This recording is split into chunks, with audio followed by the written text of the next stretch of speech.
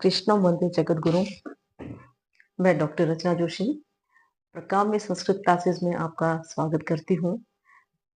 इस बार वीडियो डालने में थोड़ा लेट हो गया है, बहुत कुछ काम चल रहा है अभी इसकी वजह से, लेकिन आगे होगा तो कंटिन्यू करने की कोशिश मैं करूँगी। इसके पहले जब मैं नई ये शुरुआत करूँ, अपने नए टॉपिक की शुरुआत करूँ, तो उसके पहले मैं आपको बता दूँ कि हम लोगों ने इससे पहले एक वीडियो मैंने डाला था जिसमें कि इस विधियों के बारे में, प्रविधियों के बारे में, उपागम, प्रतिमान आदि के बारे में मैंने थोड़ी-थोड़ी सी जानकारी दी थी। आज हम थोड़ा-सा चर्चा कर रहे हैं संस्कृत शिक्षण की विधियों के ऊपर। तो संस्कृत शिक्षण की विधियाँ जो हैं वो कौन-सी हैं, क्या हैं? मुख्य कहाँ से शुरू हुई है, कैसे-कैसे हुई है ये, है ना? और कैसे इसका परिवर्तन हुआ है? तो केवल केवल मोटे तौर पर परिचयात्मक रूप में हम इसको आज देखेंगे, संस्कृत शिक्षण की विधियाँ। जैसा कि मैंने पिछले वीडियो में भी बताया था कि विधि एक शिक्षक के द्वारा एक कालांश के अंदर पाठ्य वस्तु को पूर्ण करने के लिए जो तरीका अपनाया जाता है, उसके अंदर जो भी गतिविधियां की जाती हैं, जो प्रक्रियाएं की जाती हैं, वो सब विधि के अंतर्गत आती हैं। तो संस्कृत शिक्षण की विधियों की जब हम बात करते हैं तो मुख्य रूप से इस संस्कृत शिक्षण की विधियों को हम 3 रूपों में विभक्त कर सकते हैं: प्राचीन, नवीन और नवीनतम। प्राचीन विधि को हम परंपरागत विधि के रूप में भी जान सकते हैं, नवीन विधि को हम अर्वाचीन विधि के रूप में भी जानते हैं, और आगे आती है नवीनतम विधि, जिसके के अंदर हम विभिन्न प्रकार के उपागम या अभी वर्तमान में जो चलने वाली शिक्षण विधियां हैं, उन सबको हम इसके अंदर सम्मिलित कर लेते हैं। अब चूंकि अब इसको 3 भागों में मैंने विभाजित किया है, वो किस आधार पर किया है कि जब से हमारे यहाँ शिक्षा प्रणाली शुरू हुई, हम गुरुकुल प्रणाली की बात कर रहे हैं, वैदिक काल की बात कर रहे हैं, कि वहां से जब प्रणाली शुरू हुई, पढ़ाया जाता था, तो उस समय में पढ़ाने के क्या तरीके होते थे, कैसे पढ़ाया जाता था, उसको हम प्राचीन विधियों के अंतर्गत लेते हैं। उसके बाद में आने वाले समय में 17वीं शताब्दी के लगभग बाद में जब बात आती है, तो उसमें हम कुछ विधियों के अंदर कुछ परिवर्तन आया, कुछ स्टाइल के अंदर परिवर्तन आया, तो उसको हम नवीन विधि के रूप में देते हैं। और अभी वर्तमान समय में कुछ सालों से या कुछ समय से नए नए उपागम वगैरह वो इसके अंतर्गत आने शुरू हुए, नया नया दृष्टिकोण विकसित हुआ भाषा को रुचिकर बनाने के लिए। एक नॉर्मली अगर हम देखते हैं इस चीज को, तो ये कह सकते हैं कि जितनी भी ये शिक्षण विधियां हैं, ये सभी शिक्षण विधियां जो हैं वो सभी विषयों के अंदर प्रयुक्त की जाती हैं। बस कौन सा विषय है, उसका नेचर कैसा है, उसके अंदर किस प्रकार की पाठ्य वस्तु है, उसके आधार पर हम तय करते हैं कि हमें कौन सी विधि का उसके अंदर प्रयोग करना है। वरना हर प्रकार की विधि का हम हर विषय में प्रयोग कहीं न कहीं हम किसी न किसी रूप में करते अवश्य हैं।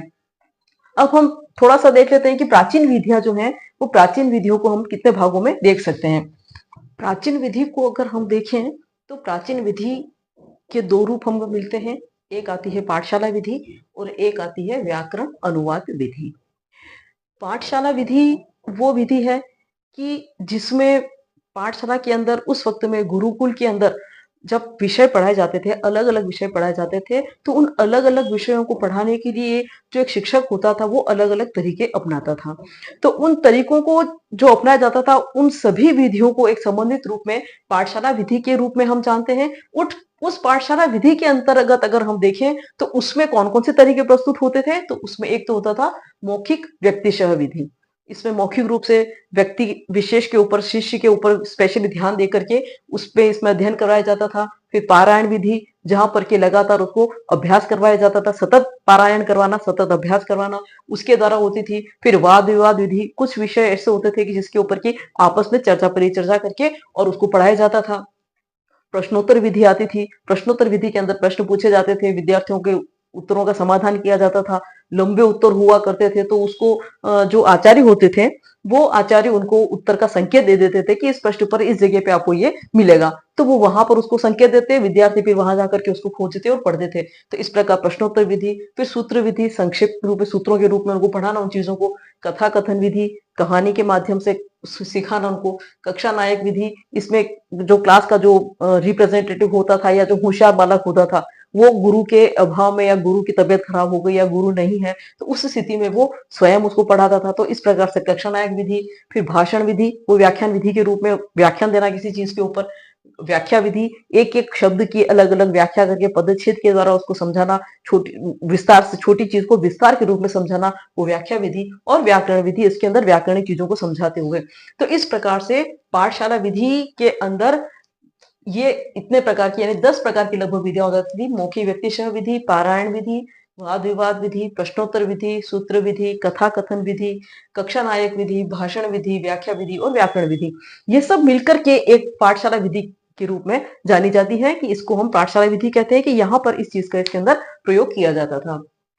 फिर दूसरी बात आती है व्याकरण अनुवाद विधि की। व्याकरण अनुवाद विधि जो थी, इसके अंदर व्याकरण और अनुवाद दोनों को सम्मिलित करके पढ़ाया जाता था। इसको गोपाल कृष्ण भंडारकर ने इस विधि को प्रयुक्त किया, इसलिए ये भंडारकर विधि के नाम से भी जानी जाती है। व्याकरण अनुवाद विधि को हम भंडारकर विधि भी कहते हैं। इसका दूसरा नाम जो है वो है भंडारकर, भंडारकर विधि। और इसको करने वाले थे गोपाल कृष्ण भंडारकर। तो मोटे तौर पर अगर हम देखें, तो मोटे तौर पर ये जो विधियां हैं वो प्राचीन विधियों के अंतर्गत इस प्रकार की विधियां आती हैं। इसके बाद में हम बात करते हैं नवीन विधियों की, कि उसके बाद कुछ समय के पश्चात जब पढ़ाने के तरीके में थोड़ा थोड़ा परिवर्तन आने लगा, नई नई चीजें उसके अंदर सम्मिलित की जाने लगी, नए नए एक्सपेरिमेंट किए जाने लगे, तो वहां पर कुछ नवीन विधियों को जो है वो सम्मिलित किया गया। अब उन नवीन विधियों में कौन कौन सी विधियां आती थी, तो अगर हम देखें तो उसके अंदर आती थी, नवीन विधियों के अंतर्गत पाठ्यपुस्तक विधि, प्रत्यक्ष विधि, व्याकरण विधि, मूल्यांकन विधि, विश्लेषणात्मक विधि, हर्बर्ट पंचपति विधि, व्याख्यान विधि आदि विधियों का समावेश किया गया है। इसमें पाठ्यपुस्तक विधि, जैसा कि हम जानते हैं कि किताब के द्वारा, पुस्तकों के द्वारा विद्यार्थियों को पढ़ाया जाता है। एक पुस्तक अपने हाथ में, एक पुस्तक विद्यार्थी लेकर के उसको क्लास में पढ़ाता है, और उसमें जो भी सिंपल अनुवाद आया, जो कुछ भी आया, हम उस पर कार्य करवाते हैं, उसको पाठ्यपुस्तक विधि उसके अंदर आती है। फिर आती है प्रत्यक्ष विधि। प्रत्यक्ष विधि का अगर हम बात करें, तो प्रत्यक्ष विधि वो है कि जिस भाषा का हमको ज्ञान देना है, उसी भाषा में अध्ययन करवाना। अगर मान लीजिए हम अंग्रेजी भाषा शिक्षण करवा रहे हैं, तो अंग्रेजी की पढ़ाई पूरी अंग्रेजी भाषा के माध्यम से ही होगी, उसमें अन्य किसी भी भाषा का प्रयोग नहीं किया जाएगा। संस्कृत भाषा अगर हम सिखा रहे हैं, संस्कृत भाषा को पढ़ा रहे हैं और प्रत्यक्ष विधि से पढ़ा रहे हैं, तो यहाँ पर हमें केवल संस्कृत भाषा का ही प्रयोग करना होगा। शिक्षक भी संस्कृत भाषा का प्रयोग करेगा, छात्र भी संस्कृत भाषा का प्रयोग करेंगे, उसके अंदर अन्य किसी भी भाषा का कोई भी प्रयोग नहीं किया जाता है, वो प्रत्यक्ष विधि आ जाती है। व्याकरण विधि मैंने आपको बताई है कि व्याकरण विधि के अंदर हम व्याकरणात्मक पहलुओं को ध्यान में रखते हुए उसका विश्लेषण करते हुए समझाते हैं। व्याख्यान विधि के अंदर हम एक जो भी चीज होती है उसको हम एक पूरा टॉपिक जो सेलेक्ट कर लिया जाता है, उस टॉपिक को हम संक्षेप में पूरे व्याख्यान के माध्यम से हम उसको प्रस्तुत कर देते हैं। यानी बड़ा टॉपिक होता है, उसको संक्षिप्त रूप से हम 1 या 2 व्याख्यान में हम उसको पूरा करते हैं, वो व्याख्यान विधि आ जाती है। विश्लेषणात्मक विधि में हम एक एक चीजों को अलग कर करके पढ़ाते हैं। और जहां पर हर्बर्ट पंचपदी विधि की बात आती है, तो हर्बर्ट पंचपदी विधि जो है, ये इसके अंदर 5 पद होते हैं, 5 सोपान होते हैं। उन सोपानों का अनुकरण करते हुए हम जो है उनको पढ़ाते हैं। सामान्य रूप से आप जो दैनिक पाठ योजना बनाते हैं, उसके अंदर हम हर्बर्ट पंचपदी विधि का ही प्रयोग करते हैं, कि जिसके के अंदर हम अलग अलग 5 पदों का हम उसके अनुकरण करते हैं। उन 5 पदों में आता है, एक आ जाता है प्रस्तावना, जिसके के अंदर हम पूर्व ज्ञान पर आधारित बच्चों से प्रश्न पूछते हुए उनको अपने नए प्रकरण की ओर उनको लेकर के आते हैं। प्रस्तावना आ जाती है, उसके बाद में विषय उपस्थापन आता है, कि जहां पर हम विषय की स्थापना करते हैं कि आज हम इसके बारे में पढ़ेंगे, और ये चीज पढ़ाते हैं हम उसको, विषय वस्तु जो है उसके बारे में हम उसको ज्ञान देते हैं। फिर आ जाता है उसके अंदर तुलना या अमूर्तीकरण, जिसके के अंदर हम जो भी चीजें होती है, 2 चीजें आपस में उनको तुलना के द्वारा, या संस्कृत में जैसे हम करवाते हैं काठिन्य निवारण करवाते हैं, तो उसके लिए हम अलग अलग युक्तियों का प्रयोग करते हुए उनको करवाते हैं। तो यहाँ पर हम उस अमूर्तीकरण का से मूर्तीकरण की बात करते हैं, हम उसको जो चीज बच्चा नहीं जानता है या जो कल्पना में है, उसको हम एक साकार रूप देने की कोशिश करते हैं। यहाँ पर आकर के सामान्यकरण, सामान्य सिद्धांत को प्रतिस्थापित करते हैं यहाँ पर, और उसके बाद में उसका प्रयोग करते हैं, जिसका कि हम मूल्यांकन करते हैं। प्रयोग करते हैं अर्थ है यहाँ पर मूल्यांकन करना। तो इस प्रकार से 5 पदों को ध्यान में रख करके हर्बर्ट पंचपदी विधि का प्रयोग किया जाता है। और इसके बाद में जो आती है मूल्यांकन विधि, वो एक तरह से समग्र विधि का, या यूं कह सकते हैं कि इसके अंदर सभी पद जो है वो इसके अंदर शामिल किए जाते हैं। खास करके ये उद्देश्यों पर आधारित होती है, जो हम उद्देश्य निर्धारित करते हैं उन उद्देश्यों पर आधारित होती है ये। और इसके लिए जब हम देखें इसके पद के रूप में बात करें कि कौन कौन से स्टेप इसके अंदर आते हैं मूल्यांकन पद्धति के अंतर्गत, तो उसमें सबसे पहले आता है हमारा उद्देश्य, जो कि आप एक लेखन पाठ योजना के अंदर जब बनाते हैं तो सबसे पहले उद्देश्यों का निर्माण करते हैं। तो सबसे पहले इसके अंदर आता है मूल्यांकन विधि के अंदर उद्देश्य आ जाते हैं, फिर आ जाता है उसका व्यवहार रूप में लेखन करना, फिर पाठ्य बिंदु यानी कि पूरे सोपान स्टेप आ जाते हैं कि पहले आदर्श वाचन करेगा, फिर वो शुद्ध उच्चारण का अभ्यास करवाएगा, फिर अनुकरण करवाएगा, फिर अशुद्धि संशोधन करवाएगा, फिर प्रश्न पूछेगा। इस तरह से वो सारी चीजें उसके अंदर आ जाती हैं। शिक्षक कार्य के अंतर्गत शिक्षक क्या क्या काम करेगा भविष्य में, उसको क्या क्या करना है, वो सारी चीजें जानकारी। छात्र कार्य के अंतर्गत छात्र क्या क्या काम करेंगे, वो सारी चीजें आ जाती है। फिर अंत में उसका मूल्यांकन आ जाता है कि हम मूल्यांकन कैसे करेंगे। तो इस प्रकार से नवीन विधियों के अंतर्गत लगभग लगभग इस प्रकार की ये विधियां आ जाती हैं कि जिनका प्रयोग हम नवीन विधियों के अंतर्गत करते हैं। और उसके बाद में हम बात करते हैं नवीनतम विधियों की। नवीनतम विधियों में सूक्ष्म शिक्षण, आगमन निगमन उपागम, समस्या समाधान विधि, प्रायोजना कार्य, दल शिक्षण, पर्यवेक्षण, संगणक आधारित अनुदेशन कह सकते हैं आप इसको, अभिक्रमित अनुदेशन, संगठन उपागम, संप्रेषण उपागम, मौखिक उपागम, निदानात्मक उपचारात्मक शिक्षण आदि जो है वो सब कुछ आती है। अब नवीनतम इनको क्यों कहा है, क्योंकि एक उपागम के अंतर्गत आया है, नया नया प्रयोग शुरू हुआ है। पहले विदेशों में होता था, अमेरिका वगैरह, वहां से होकर के इधर आए हैं अपने यहाँ पे, और हम इसका प्रयोग अब करने लगे हैं। तो इनको हम नवीनतम विधियों के रूप में या उपागमों के रूप में हम इनको जानते हैं। अब ये जो इस प्रकार की जो विधियां हैं ये सब विषयों के अंतर्गत प्रयुक्त होती हैं। और आप जब संस्कृत शिक्षण की बात करते हैं तो संस्कृत शिक्षण में कुछ टॉपिक या कुछ व्याकरण की चीजें ऐसी हो सकती है कि जिसके के अंदर हम इन विधियों में से किसी भी विधि का प्रयोग करके हम बच्चों को अच्छे से सिखा सकते हैं, इसलिए इसका प्रयोग किया गया है। खास करके स्पेशली सूक्ष्म शिक्षण की बात करें तो ये सूक्ष्म शिक्षण जो है वो जो सेवा पूर्व जो भी या प्रशिक्षणार्थी होते हैं उनके लिए ये प्रयुक्त किया जाता है कि जहां पर कि उनको सूक्ष्म शिक्षण के माध्यम से एक एक कौशलों के अंतर्गत अंदर उनको क्या होता है, कुशल बनाया जाता है, तब वो जाकर के अपने पाठ प्रस्तुत करने में वो कुशल हो पाते हैं। तो सूक्ष्म शिक्षण उसके अंतर्गत आता है। आगमन निगमन जो है वो एक इंटरेस्टिंग बनाने के लिए बच्चे स्वयं कुछ कर सके, क्योंकि वर्तमान की जो शिक्षा व्यवस्था है वो छात्र केंद्रित है।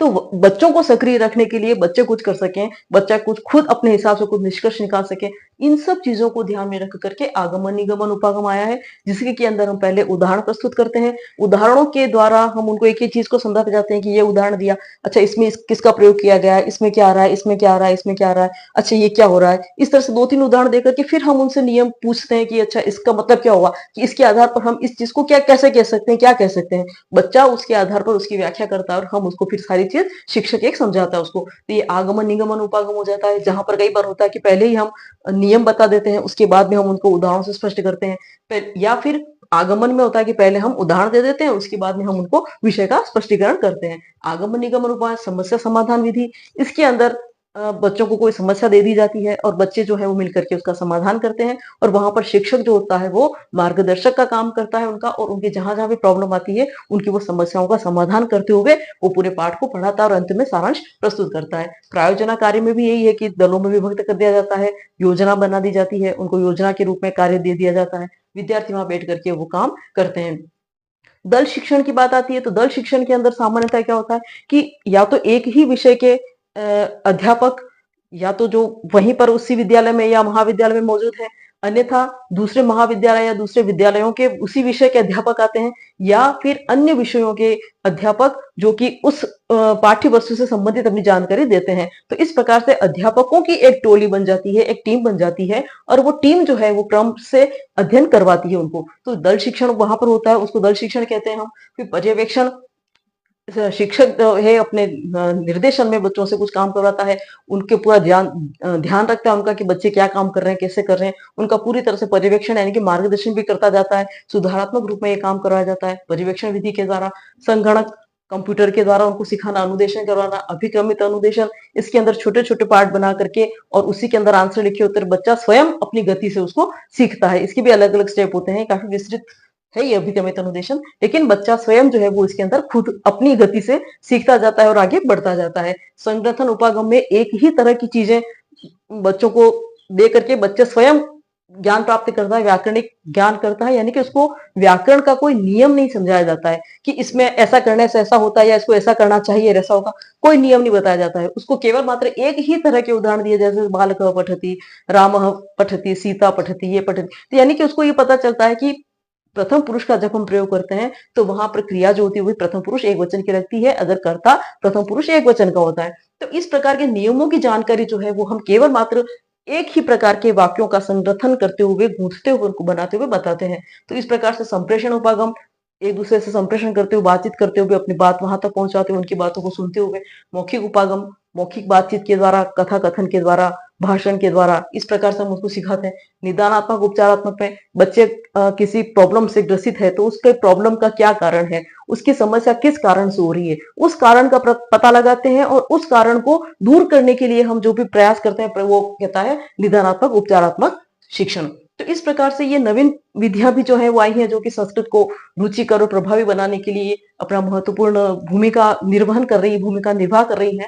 तो इन चीजों को भी हम अपनाते हैं। तो इस प्रकार से संस्कृत शिक्षण के अंदर हम देखें तो प्राचीन विधियां, नवीन विधियां, नवीनतम विधियां, जहां जिसकी जरूरत है, जो सबसे उपयुक्त है, उन चीजों का प्रयोग करते हुए हम संस्कृत शिक्षण को पढ़ाते हैं।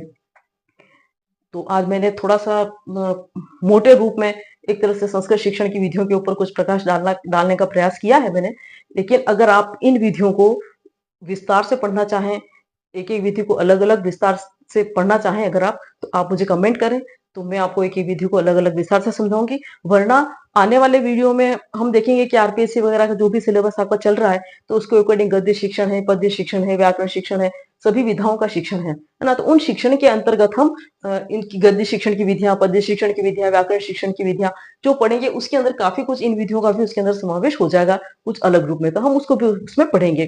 तो अगर आप इसके अंदर से कोई विधि पढ़ना चाहें तो आप मुझे कमेंट करके बताएं, या अगर आप समस्त सारी विधियां अगर पढ़ना चाहते हैं तो मुझे बताएं, तो मैं एक एक दो दो विधि आपको अलग अलग वीडियो में बना करके डाल दूंगी, ताकि आप उसको आसानी से पढ़ सकें।